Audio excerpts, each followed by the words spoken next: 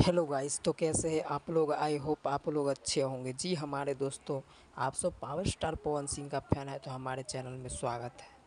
तो आप सबको बता दूं, पावर स्टार पवन सिंह का जो 2 दिन पहले आरा का हवेली पोस्टर लॉन्च किया गया था। जी हमारे दोस्तों,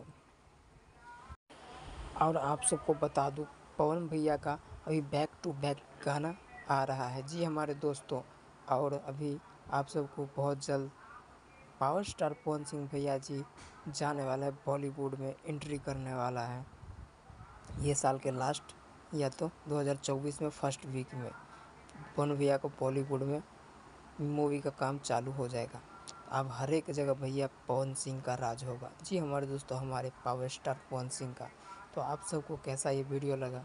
अगर अच्छा लगा तो भाई लोग लाइक कमेंट ज़रूर कीजिए और सब्सक्राइब भी कीजिए, जो कि पावर स्टार पवन सिंह का हर एक फैंस के पास ये वीडियो हमारा पहुंच जाए। तो फिर मिलते हैं नेक्स्ट वीडियो में, तब तक के लिए बाय। चैनल में अगर नए हैं तो भाई लाल बटन दबा के सब्सक्राइब कर लो। ऐसी पावर स्टार पवन सिंह का हर एक अपडेट आप सबको बीच में लेके आता रहूँगा।